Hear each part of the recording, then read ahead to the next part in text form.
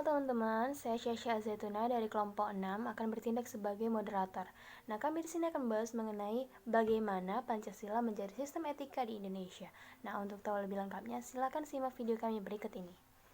Mahasiswa sebagai insan akademis yang bermuara Pancasila juga harus terlibat dan berkontribusi langsung dalam kehidupan berbangsa dan bernegara sebagai perwujudan sikap tanggung jawab warga negara. Tanggung jawab yang penting berupa sikap menjunjung tinggi moralitas dan menghormati hukum yang berlaku di Indonesia. Untuk itu diperlukan penguasaan pengetahuan tentang pengertian etika, aliran etika, dan pemahaman sikap Pancasila sebagai sistem etika.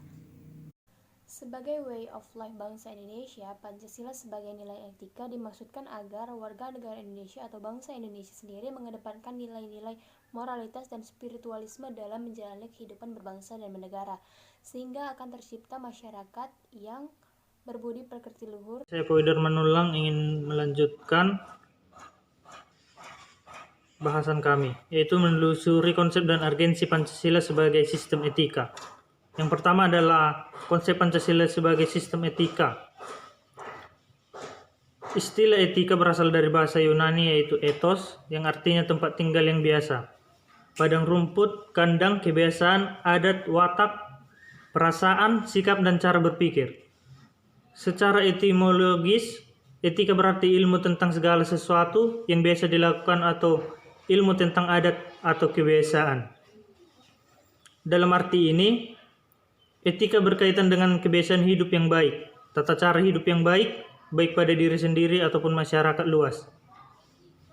Etika dalam arti yang luas ialah ilmu yang membahas tentang kriteria baik atau buruknya.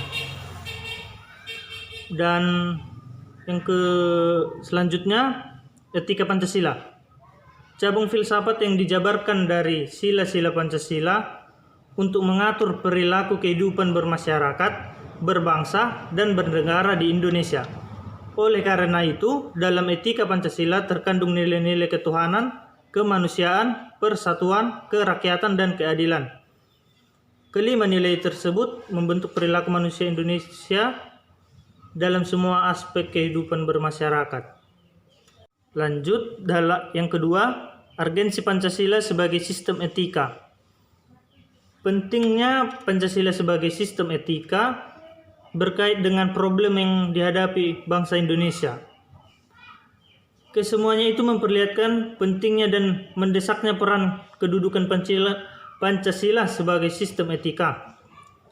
Karena dapat menjadi tuntutan atau sebagai leading principle bagi warga negara yang berperilaku sesuai dengan nilai-nilai Pancasila, etika Pancasila diperlukan dalam kehidupan bermasyarakat, berbangsa, dan bernegara. Sebab berisikan tuntutan nilai-nilai moral dan hidup. Yang dalam kutipan ini diambil dalam beberapa poin. Yang pertama adalah banyaknya kasus korupsi yang melanda negara Indonesia sehingga dapat melemahkan sendi-sendi kehidupan berbangsa dan bernegara. Yang kedua, masih terjadinya aksi terorisme yang mengatasnamakan agama sehingga dapat merusak sakrabat toleransi dalam kehidupan antar umat beragama dan meluluhlantahkan semangat persatuan atau mengancam kredibilitas bangsa. Yang ketiga adalah masih terjadinya pelanggaran hak asasi manusia, HAM, atau hak kehidupan masyarakat dalam bernegara. Yang keempat adalah kesenjangan antara kelompok masyarakat kaya dan miskin masih menandai kehidupan berbangsa. Yang kelima adalah ketidakadilan hukum yang masih mewarnai proses peradilan di Indonesia, seperti putusan bebas bersyarat atau pengedar narkoba asal Australia, Spence Corby. Dan presentasi akan dilanjutkan oleh teman saya. Perlukannya Pancasila sebagai sistem etika. Pancasila sebagai sistem etika diperlukan dalam kehidupan politik untuk mengatur sistem penyelenggaraan negara. Kita dapat bayangkan apabila dalam penyelenggaraan kehidupan bernegara tidak ada sistem etika yang menjadi guidance kita atau tuntutan bagi para penyelenggara negara, niscaya negara akan hancur. Ada beberapa alasan mengapa Pancasila sebagai sistem etika itu diperlukan dalam penyelenggaraan kehidupan bernegara di Indonesia, yaitu pertama, korupsi akan bersih merajalela karena para penyelenggara negara tidak memiliki rambu-rambu normatif dalam menjalankan tugasnya. Para penyelenggaraan negara tidak dapat membedakan batasan yang boleh dan tidak pantas dan tidak baik dan buruk, atau kita sebut dengan good and bad. Yang kedua itu adalah dekadensi moral yang melanda kehidupan masyarakat, terutama generasi muda, sehingga membahayakan kelangsungan hidup bernegara. Generasi muda yang tidak mendapatkan pendidikan karakter atau yang pendidikan kesekolahan yang memadai dihadapkan pada pluralitas nilai yang melanda Indonesia sebab akibat globalisasi, sehingga mereka kehilangan arah. Ketiga itu adalah pelanggaran hak asasi manusia atau kita sebut dengan HAM dalam kehidupan bernegara di Indonesia, ditandai dengan melemahnya penghargaan seseorang terhadap hak pihak lainnya. Yang keempat itu kerusakan lingkungan yang berdampak terhadap berbagai aspek kehidupan manusia seperti kesehatan, kelancaran penerbangan, nasib generasi yang akan datang, global warming, perubahan cuaca, dan lain sebagainya. Kasus-kasus tersebut menunjukkan bahwa kesadaran terhadap nilai-nilai Pancasila sebagai sistem etika belum mendapatkan tempat yang tepat di hati masyarakat. Masyarakat Indonesia dewasa ini cenderung memutuskan tidak berdasarkan sikap emosional maupun menang sendiri atau keuntungan sesaat tanpa memikirkan dampak yang ditimbulkan dari perbuatannya. Oke, untuk selanjutnya itu akan dijelaskan oleh Cindy Sembiring. Baiklah, saya akan melanjutkan mengenai menggali sumber historis, sosiologis, politis tentang Pancasila sebagai sistem etika. Yang pertama yaitu sumber historis.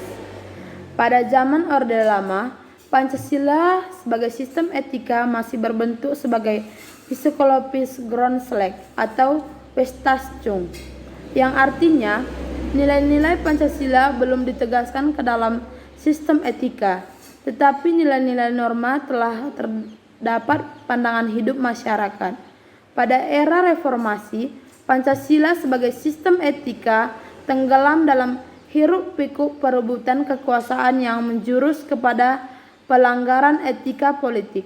Salah satu bentuk pelanggaran etika politik yaitu abuse of power, baik oleh penyelenggara negara di legislatif, eksekutif, maupun yudikatif. Penyalahgunaan kekuasaan atau kewenangan ini yang menciptakan korupsi di berbagai kalangan penyelenggara negara. Yang kedua yaitu sebagai sumber sosiologi, yaitu sumber sosiologi Pancasila sebagai sistem etika dapat ditemukan dalam kehidupan masyarakat berbagai etnik di Indonesia.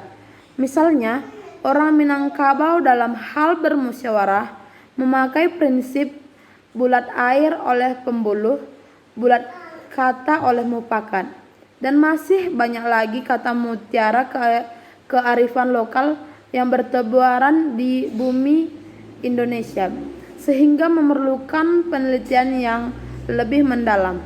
Yang ketiga yaitu sumber politis. Sumber politis Pancasila sebagai sistem etika terdapat dalam norma-norma dasar atau grand norm sebagai sumber penyusun berbagai peraturan perundang-undangan di Indonesia. Han Kelsen menyatakan bahwa teori hukum itu suatu norma yang berbentuk piramida. Norma yang lebih rendah memperoleh kekuatan dari norma yang lebih tinggi.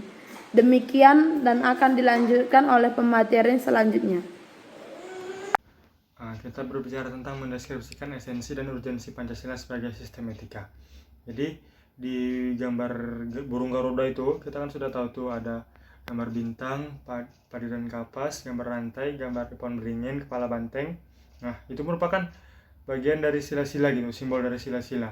Nah, di sila pertama itu ada sila ketuhanan, simbolnya itu bintang. Nah, tentang sila ketuhanan ini terletak pada keyakinan bangsa Indonesia bahwa Tuhan sebagai penjamin prinsip-prinsip bangsa. Nah, artinya setiap perilaku warga negara harus didasarkan atas nilai-nilai moral yang bersumber daripada norma agama. Terus yang kedua itu ada sila kemanusiaan. Sila kemanusiaan itu simbolnya rantai.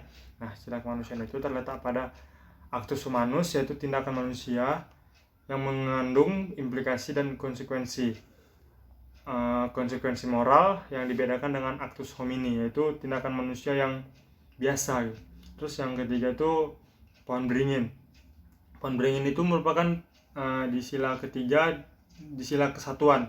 Hakikat tentang sila kesatuan ini terletak pada kesediaan untuk hidup bersama sebagai warga bangsa dan mementingkan masalah bangsa di atas kepentingan pribadi atau kelompok. Jadi kita sebagai warga negara Indonesia harus memiliki tingkat tinggi kesadaran sikap toleransi gitu.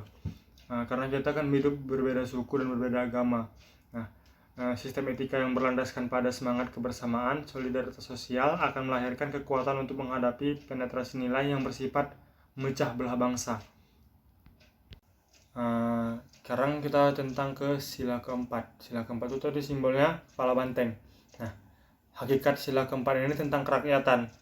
Itu terletak pada prinsip musyawarah untuk mendapatkan mufakat. Artinya kita tuh menghargai diri sendiri dan kita juga menghargai orang lain. Maksudnya di sini kita tuh harus memiliki pendapat, kita juga harus menghargai pendapat orang lain gitu. Walaupun kita berbeda pendapat, tapi kita saling menghargai. Kita berbeda suku, kita saling menghargai. Nah, yang kelima itu ada tentang sila keadilan. Nah, simbolnya itu padi dan kapas. Hakikat sila keadilan ini merupakan perwujudan dari sistem etika yang tidak menekankan pada kewajiban semata atau menekankan pada tujuan belaka, tetapi lebih menonjolkan keutamaan yang terkandung dalam nilai keadilan itu sendiri. Selain berbicara esensi, kita juga berbicara tentang urgensi Pancasila sebagai sistem etika. Nah, berbicara urgensi berarti hal yang penting gitu, hal yang urgent, sangat penting. Jadi hal-hal yang sangat urgent bagi pengembangan Pancasila sebagai sistem etika. Yang pertama itu meletakkan sila-sila Pancasila sebagai sistem etika, berarti menempatkan Pancasila sebagai sistem moral dan inspirasi bagi penentu sikap, tindakan, dan keputusan yang diambil setiap warga negara. Nah, yang kedua itu Pancasila sebagai sistem etika memberi arahan bagi setiap warga negara sehingga memiliki orientasi yang jelas dalam tata pergaulan baik lokal, nasional, regional, dan kancah internasional. Yang ketiga, Pancasila sebagai sistem etika dapat menjadi dasar analisis bagi kebijakan yang dibuat oleh penyelenggara negara atau pemerintah negara, sehingga tidak keluar dari semangat negara kebangsaan yang berjiwa Pancasilais. Nah, selain pejabat-pejabat negara, kita juga sebagai masyarakat harus memiliki jiwa Pancasilais. Nah, yang keempat, Pancasila sebagai sistem etika dapat menjadi filter untuk menyaring pluralitas nilai yang berkembang dalam kehidupan masyarakat sebagai dampak globalisasi yang memengaruhi pemikiran warga negara. Jadi walaupun kita sekarang nih hidup di zaman modern, kita sudah terpengaruh oleh globalisasi, kita sudah terpengaruh oleh orang luar gitu ya. Kita sudah terpengaruh semuanya lah, kita sudah hampir-hampiran tidak menghilang lah sikap tradisional kita gitu kan. Nah, jadi kita tetap harus mengembangkan tradisional kita gitu, kebanggaan kita di Indonesia. Nah, tadi teman-teman udah lihat bagaimana paparan singkat kami mengenai bagaimana Pancasila sebagai sistem etika di Indonesia. Oleh karena itu, di dalam etika Pancasila terkandung nilai-nilai ketuhanan, kemanusiaan, persatuan, kerakyatan, dan keadilan. Kelima nilai tersebut membentuk perilaku manusia Indonesia dalam semua aspek kehidupannya. Pentingnya Pancasila sebagai sistem etika bagi bangsa Indonesia adalah menjadi rambu normatif untuk mengatur perilaku kehidupan bermasyarakat, berbangsa, dan bernegara di Indonesia. Maka, dengan demikian pelanggaran dalam kehidupan berbangsa dan bernegara seperti korupsi atau penyalahgunaan kekuasaan dapat diminimalisirkan.